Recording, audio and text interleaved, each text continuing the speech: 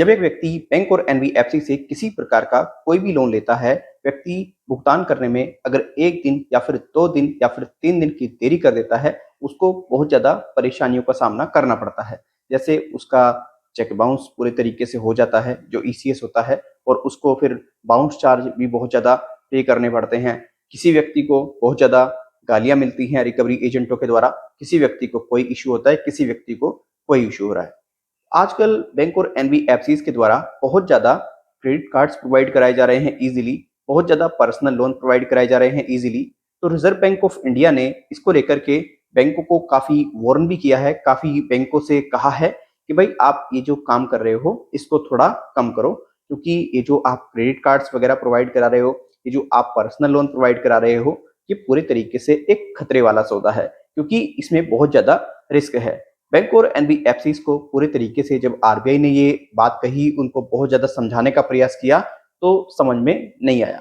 जब बैंक और एनबीएफसीज को ये पूरे तरीके से समझ में नहीं आया, आरबीआई को भी लग गया कि बैंक पर 1% भी प्रभाव नहीं पड़ रहा है, एनबीएफसीज को कोई दिक्कत नहीं हो रही है, उनका सिर्फ काम यही है कि गली के नुक्कड़ पर बहुत से ऐसे एजेंट खड़े कर दिए कि भैया हम लोग क्रेडिट कार्ड प्रोवाइड करा रहे हैं, मेट्रो स्टेशन पे आप जाओगे वहां पर आपको क्रेडिट कार्ड वाले बहुत ज्यादा मिल जाएंगे।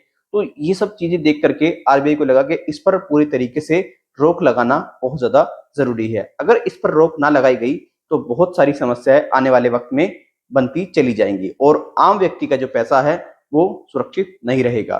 तो आरबीआई ने पूरे तरीके से पर्सनल लोन पर रिस्क वेटेज जो है वो बढ़ा दिया है 25% तक का। इस बात को आप ऐसे समझिएगा, जैसे बैंक और एनबीएफसी आपको किसी प्रकार का कोई भी लोन प्रोवाइड कराते हैं पर्सनल लोन, तो वो उसका पूरी तरीके से अपने पास में एक्स्ट्रा पैसा वगैरह प्रॉपर रखते हैं। अब बैंक को पूरी तरीके से जो कैपिटल है अपना 25% तक बढ़ा करके रखना पड़ेगा। इससे क्या होगा, बहुत सारे व्यक्ति आपको ये बता रहे हैं कि अब पूरी तरीके से लोन जो है वो महंगे हो जाएंगे और बैंक और एनबीएफसी जो है इसको पूरी तरीके से कम कर देगा, ये कर देगा, वो कर देगा। कुछ व्यक्ति कुछ कह रहे हैं, लेकिन इसको लेकर के मेरा मानना कुछ ऐसा है, इस पर 1% प्रभाव नहीं पड़ेगा, 1% प्रभाव नहीं पड़ेगा, क्योंकि देखिए अगर पर्सनल लोन महंगे होंगे, क्रेडिट कार्ड महंगे होंगे, तो जिस व्यक्ति को पैसे की जरूरत है, जिस व्यक्ति को पर्सनल लोन की आवश्यकता है, वो तो भाई लेगा ही लेगा, सीधी सी बात है। और लेगा तो उसका चार्ज वो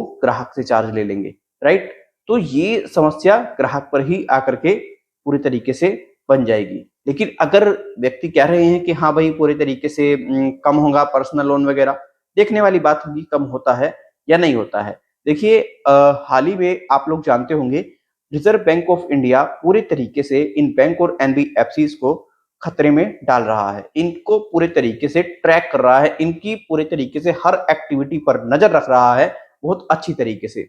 आपको पता होगा हाल ही में रिजर्व बैंक ऑफ इंडिया ने कई बैंकों पर जुर्माना भी लगाया, कई एनबीएफसी पर भी जुर्माना लगाया, क्योंकि केवाईसी को लेकर के काफी ज्यादा इश्यूज हो रहे थे।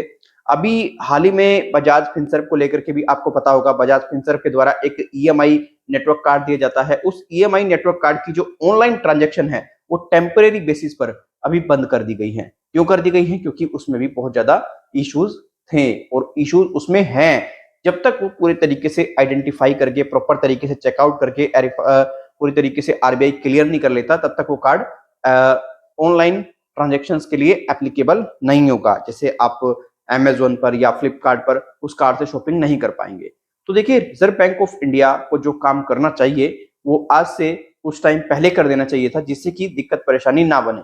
लेकिन चलिए ठीक है, reserve bank of India there आया दुरुस्त आया, कोई दिक्कत वाली बात नहीं है। और देखते हैं कि इस सब पर जो सारे एक्शंस हैं इनसे आम जनता को कितना मतलब बेनिफिट मिलता है, क्योंकि देखिए मेनली बेनिफिट आम जनता को होना चाहिए। और पर मुझे नहीं लगता कि आम जनता को कोई ज्यादा बेनिफिट इस पर होगा। हाँ, बस ये हो सकता है कि जो आसानी से लोन प्रोवाइड कराए जा रहे हैं इसमें थोड़ी सी सिक्योरिटी वगैरह का मतलब पूरे तरीके से ज्यादा हो सकता है, और होना भी चाहिए, क्योंकि इतनी इजीली किसी व्यक्ति को यार तुम लोन दे रहे हो, फिर दिक्कत तो आनी है ना। अभी हाल ही में मेरे पास ही मैं अगर देखूं तो मेरे पास में भी 4 से 5 कॉल तो रोज आई जाती होंगी कि भैया पर्सनल लोन चाहिए आपको, पर्सनल लोन चाहिए आपको।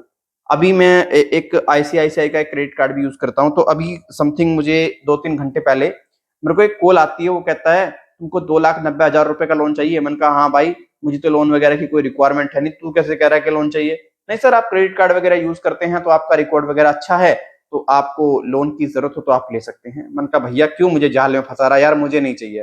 फिर मैंने कहा चल तू बता क्या दे रहा है। तो बंदा कहता है आपको हम लोन प्रोवाइड करा देंगे। मैं कहा चल मुझे 1.5 लाख रुपए चाह। मैं कहा ठीक है 1.5 लाख रुपए बता, तो कितना मतलब उसका इंटरेस्ट लेगा, क्या सारी चीजें हैं। बंदा कहता है कि 1.5 लाख रुपए हम आपको 36 महीने तक प्रोवाइड करा देंगे और 5500 रुपए की आपकी किस्त बन जाएगी, और इसमें आपको कुछ भी नहीं देना, सिर्फ अपना अकाउंट नंबर देना है और आपका हम इजिली लोन पास आउट कर देंगे और आपके 24 घंटे के अंदर अकाउंट में क्रेडिट कर देंगे। मैंने कहा यार एक बात तो बता दे, 5500 के हिसाब से 36 महीने की बात की जाए तो लगभग 47-50 हजार रुपए मैं तेरे को दूंगा एक्स्ट्रा। मैं यार मेरे सर में क्या घूमना निकल रहा है, मैं तेरे को फालतू में दूंगा? मैंने कहा यार तू बेवकूफ मत बना। बंदा कह रहा है 8% पर एनम आपको इंटरेस्ट लगेगा। मैं यार सोचने लगा चलो देखता हूँ क्या है। लेकिन कुल मिलाकर के ऐसी कॉल्स अगर आपके पास भी आती हैं तो आप इन कॉल्स पर ध्यान ना दें, क्योंकि ये एक ट्रैप है लोन्स के जाल में आपको फंसाने का। आप पर्सनल लोन ले रहे हैं तो आप पर्सनल लोन न लें, अपनी व्यक्तिगत जरूरतों को पूरा करने के लिए लोन वगैरह का सहारा ना लें। आप पूरे तरीके से अगर कोई बिजनेस व्यापार कर रहे हैं, लोन ले रहे हैं तो ठीक है, लेकिन पर्सनल लोन के चक्कर में आप न पड़े। देखिए ये पूरी तरीके से ठीक नहीं है। तो आरबीआई के इस धमाके से आप कितना खुश हैं, आरबीआई की इस कार्रवाई से आप कितना संतुष्ट हैं, कमेंट सेक्शन में अपनी राय जरूर दें। क्या आपको लगता है बैंक और एनबीएफसी क्रेडिट कार्ड और पर्सनल लोन प्रोवाइड कराना अब बंद कर देंगे? आपकी जो भी प्रतिक्रिया है कमेंट सेक्शन में जरूर दें। आप में से कई व्यक्ति ऐसे होंगे जो बैंक और एनबीएफसी से बहुत ज्यादा परेशान होंगे, डरे हुए हैं, घबराए हुए हैं, उनको हरास किया जा रहा है, मेंटली डिस्टर्ब किया जा रहा है। वो व्यक्ति हमारे इस व्हाट्सएप नंबर पर संपर्क कर सकते हैं। इस व्हाट्सएप नंबर पर संपर्क करने के लिए उन व्यक्तियों को चार्ज देना पड़ेगा हमें।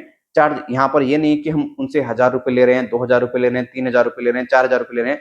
बहुत मिनिमम अमाउंट पर उनको अच्छी खासी हेल्प प्रोवाइड करा देंगे, ये हम गारंटी देते हैं। यहाँ पर किसी प्रकार की कोई भी दिक्कत परेशानी नहीं बनेगी और यहाँ पर जो भी हेल्प दी जाती है वो एकदम जेन्युइन तरीके से दी जाती है। तो चलिए अब आप हमें इजाजत दीजिएगा, फिर मिलेंगे किसी और वीडियो में।